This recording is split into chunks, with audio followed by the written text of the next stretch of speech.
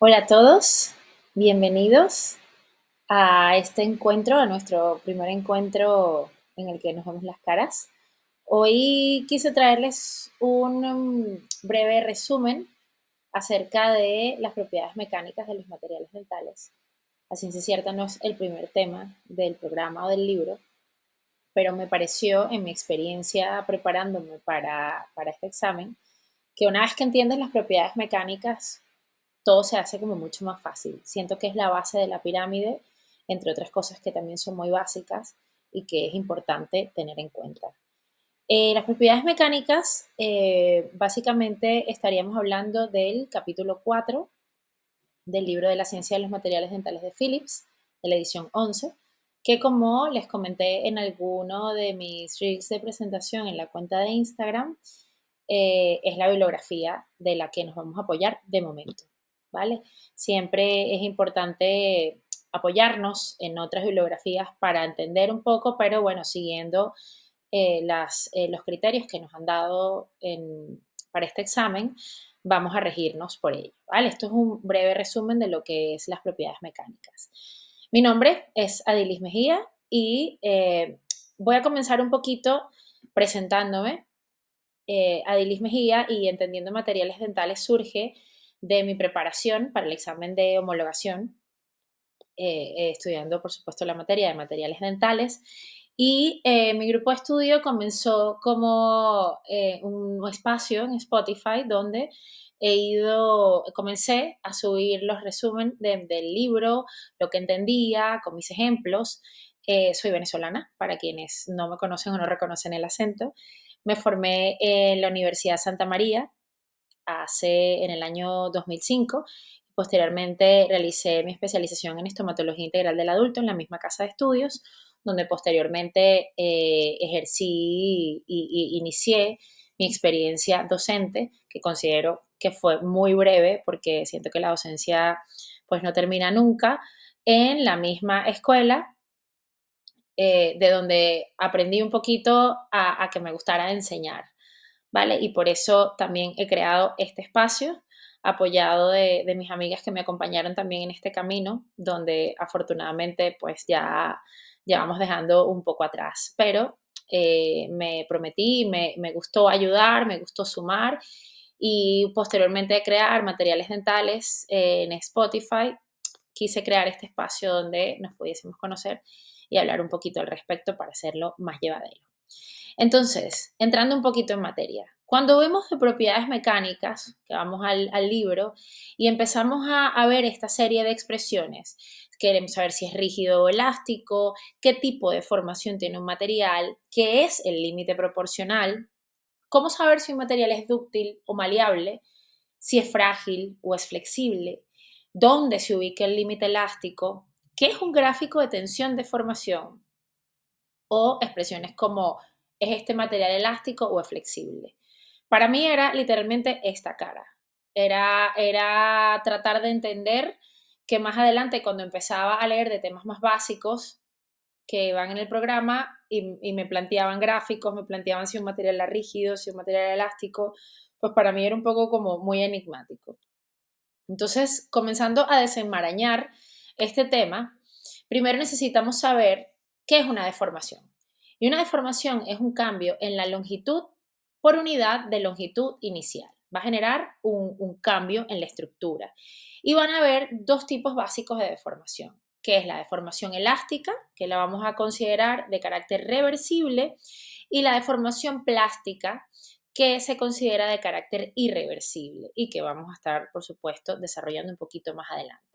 Existe también, según refiere el autor en el libro, una combinación de deformación plástica y elástica que envuelve ciertos conceptos de los cuales también vamos a estar desarrollando. Entonces, en la deformación, vemos que la deformación elástica va a estar asociado a conceptos o definiciones como el límite proporcional, la resiliencia y el módulo elástico. Los conceptos que tienen que ver con la deformación plástica en su defecto son el porcentaje de elongación y la dureza. Y la combinación de este tipo, de estas dos deformaciones, vamos a involucrar lo que es la tenacidad y el límite elástico convencional. seguimos hablando un poquito en chino para quien no ha adentrado un poquito en este tema y que, como les mencioné, vamos a tratar de desenmarañar y de estudiar un poquitito mejor.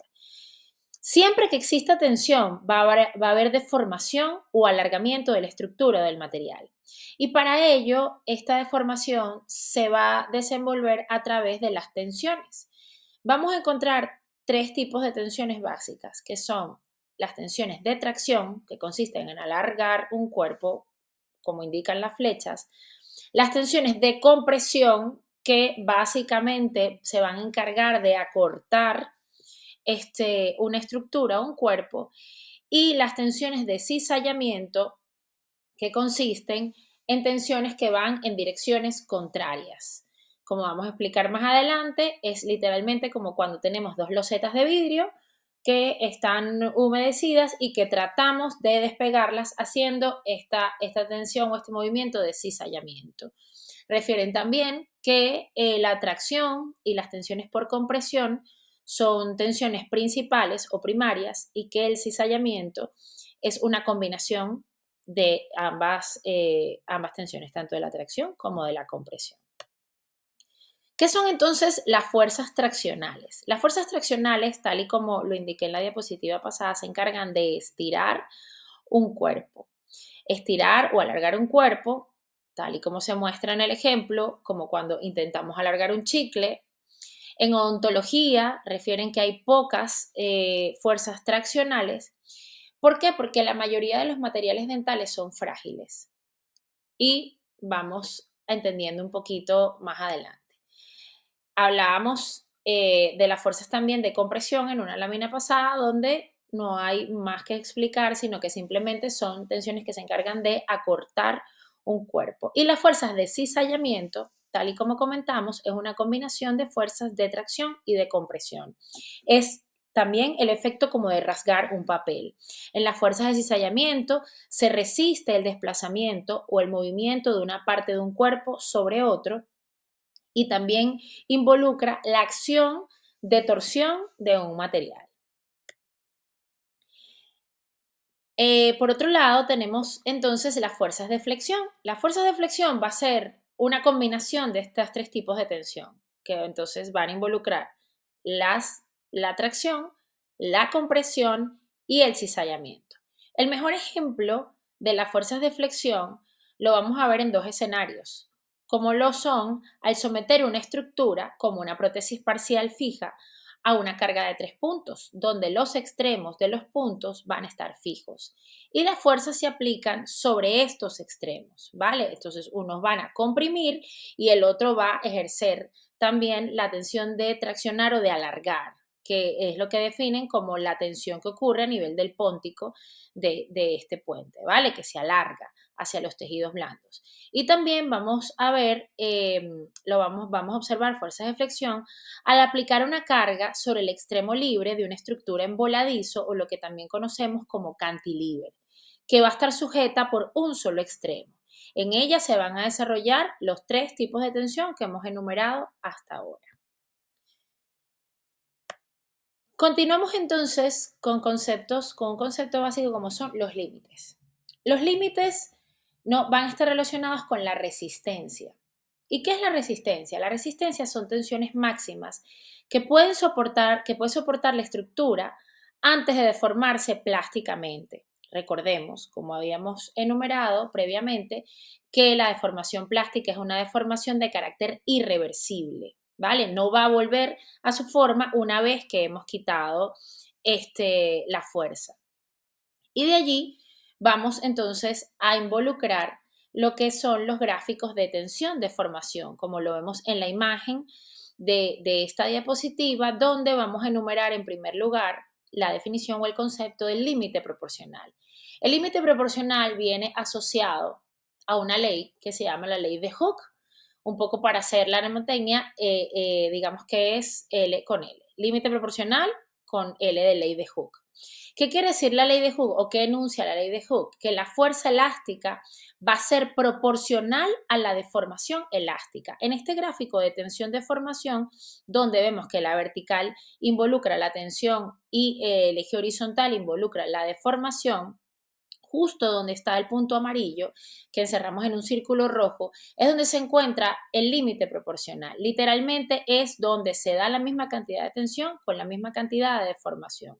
Es un toma y dame. Yo te doy la misma cantidad de dinero, tú me das la misma cantidad de dinero. Y es una fuerza que una vez superada ya no es proporcional la deformación. La zona inicial del diagrama debe ser una línea recta. El límite proporcional va a marcar, digamos, el final de esa línea recta hacia la continuación de esta línea que va a involucrar lo que es una deformación plástica.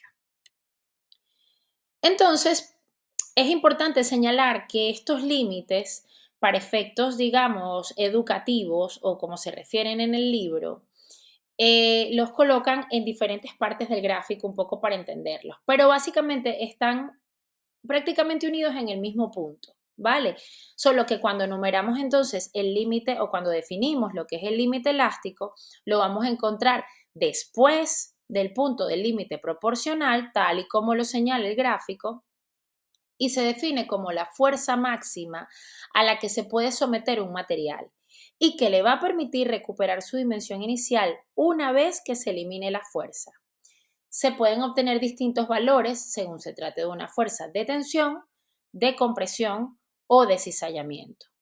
Y definimos igualmente que el límite elástico es la tensión máxima antes de deformarse plásticamente. Es justo ese punto del gráfico de esa línea donde comienza a perder, después de la proporcionalidad, valga la redundancia, del límite proporcional. Creo que vamos bien hasta allí. Hay un tercer límite, que es el límite elástico convencional. El límite elástico convencional es el valor de la fuerza que provoca una pequeña deformación plástica y viene asociado a este porcentaje, básicamente, que es del 0.1 al 0.2%, y que por ahí podemos recordar que al ser un valor muy pequeño nos va a dar estas cifras. El límite elástico convencional generalmente se aplica en aquellos casos en los que no se puede determinar con exactitud el límite proporcional y sobre todo se aplica a aleaciones y a metales y se va a llamar también una deformación compensada. Entonces, entrando un poco más en materia en cuanto a las deformaciones, hablábamos de la deformación elástica, que es de carácter reversible, y la deformación plástica, que es de carácter irreversible, como lo vemos en esta imagen. Una vez que asociamos que perdemos esto, pues ciertamente no podemos echar para atrás, no podemos volver a tener el pelo como le pasó a Britney aquí. Y entonces en la deformación plástica el objeto no recupera su dimensión original al retirar la fuerza. Y van a haber dos conceptos asociados que son el porcentaje de elongación y la dureza. ¿Por qué? Ya vamos a verlo. Pero en un gráfico de tensión-deformación, como lo vemos en la esquina superior derecha, observamos que después es la parte, representando la parte curva de la curva, es donde vamos a ver toda la deformación plástica. Y en la deformación plástica vamos a encontrar dos conceptos importantes, que son la ductilidad y la maleabilidad. La ductilidad es la capacidad de un material para soportar una deformación permanente, y por eso lo asociamos a la parte de deformación plástica, bajo una carga de tracción antes de fracturarse. La fractura se genera donde termina esta línea del gráfico, donde termina esa línea que representa la parte curva de la curva. Y la ductilidad, al estar relacionada con una carga de tracción, va a estar relacionada con un estiramiento de un cuerpo. Y allí vamos a encontrar un concepto que se llama porcentaje de elongación, que es básicamente lo que le da el valor cuantitativo de la ductilidad. Digamos que el cualitativo solo expresa que es alargamiento. Y el porcentaje de elongación nos va a definir la cantidad, digamos, de ductilidad que hay. Y la maleabilidad viene siendo entonces la capacidad de un material de soportar una deformación permanente igualmente, pero bajo cargas compresivas sin llegar a fracturarse.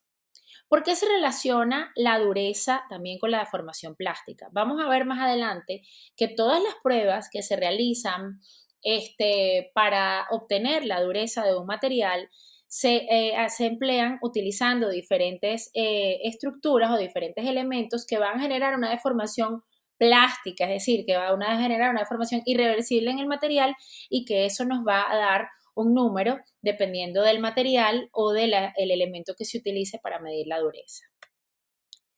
En otro lado, entonces, volviendo hacia atrás en la curva o en el gráfico, tenemos la deformación elástica. Y la deformación elástica viene definida con un concepto básico que es el módulo de Young. Young en inglés significa joven. Tiene que ver con esa elasticidad, con esa capacidad de deformarse y de volver.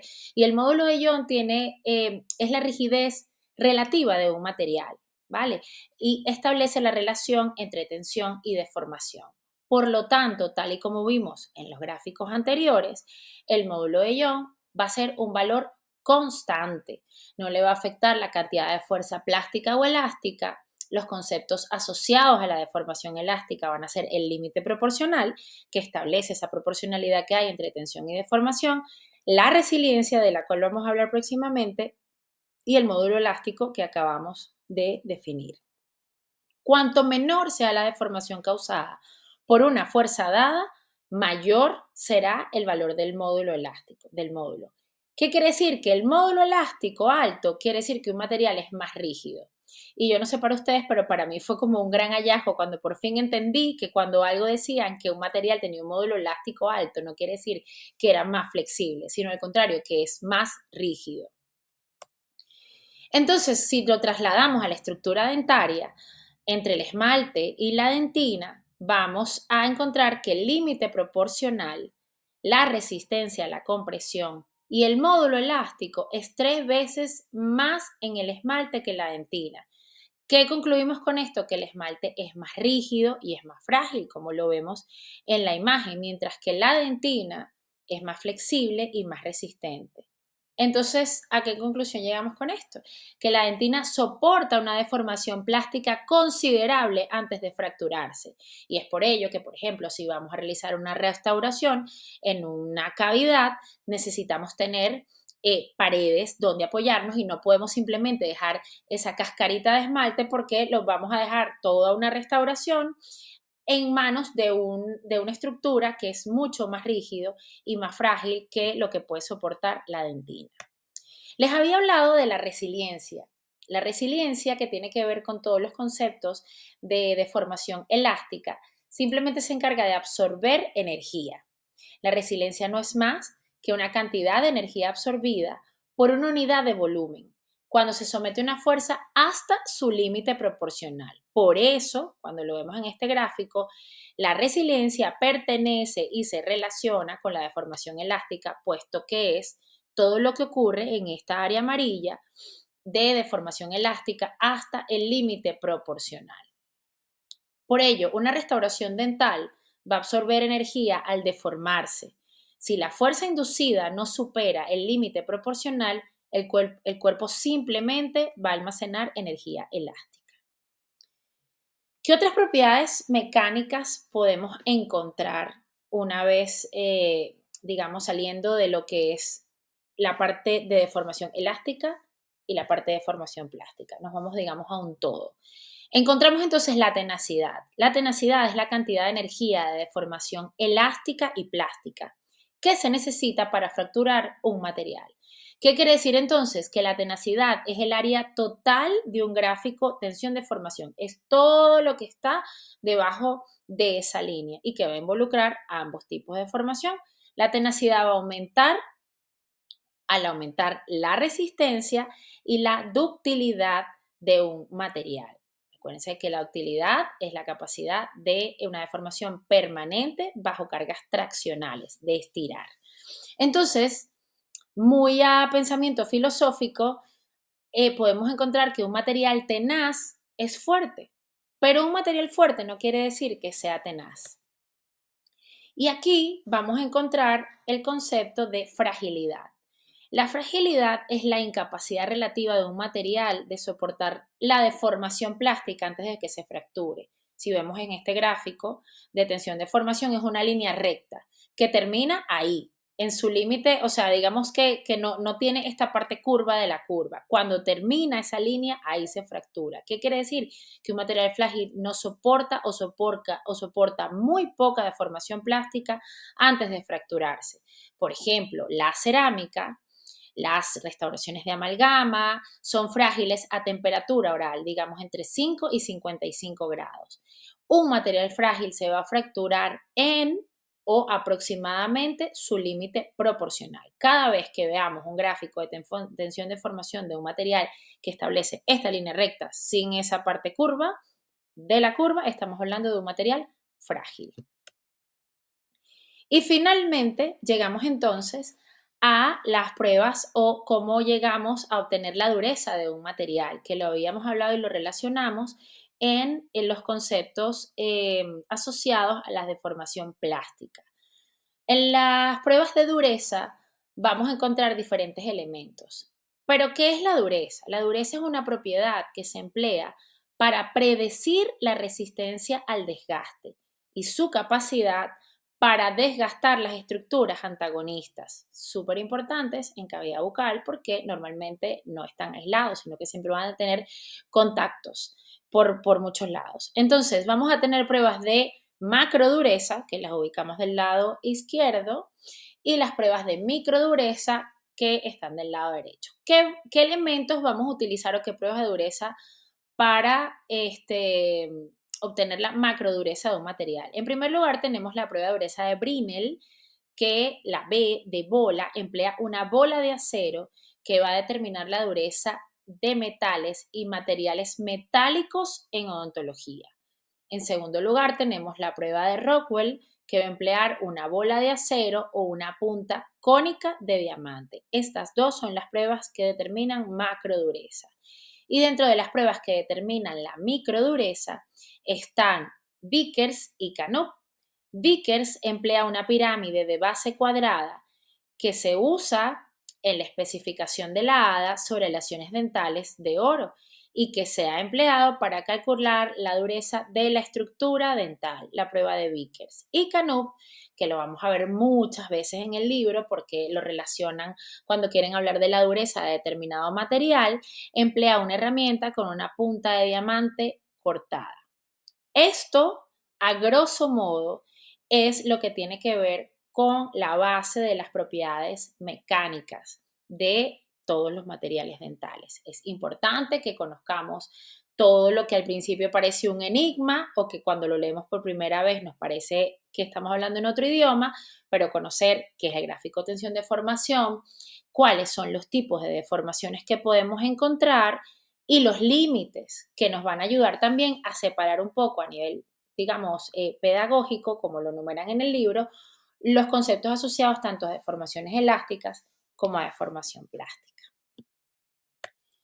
Con esto, espero haber hecho un resumen muy breve que como si han escuchado los episodios del podcast o de estos espacios en los que compartí cómo pude resumir los capítulos del libro, es importante leerlos, leer todo y leer cada una de las palabras para poder entender todo lo que enumeramos aquí. Pero de esta forma lo que quiero es hacerles llegar un poquito, que una vez que vamos entendiendo la base de esa pirámide, la materia que ciertamente es tediosa, que es una materia pesada, que es un libro denso, lo podemos ir desenmarañando, entendiendo y aplicando, porque por experiencia propia ya solamente no vamos a pasar de saber poner un composite, de saber cómo actúa una amalgama o cómo indicar una restauración de metal porcelana, sino entender el por qué, en qué casos y dónde, qué material es el que nos conviene más usar, incluso qué marca comercial es la que nos conviene más usar.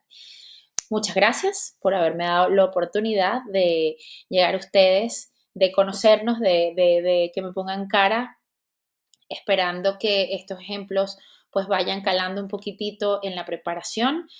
Les pido y pues ya los invito a seguirme en mi cuenta de Instagram, que es @entendiendomateriales, donde quiero ir compartiendo unas breves cápsulas que también vayan sumando y de igual manera invitarlos a escuchar los capítulos del podcast de Entendiendo Materiales en Spotify. Les dejo aquí el link en la diapositiva, donde también hay un capítulo de propiedades mecánicas donde me dediqué a leer un poco más a detalle todo lo que dice este libro. Lean, escuchen, y esto es un ver y repetir para ir que vaya calando en nuestra memoria. Así que muchísimas gracias y pues que sea de mucho agrado y de mucho aporte para todos. Bye.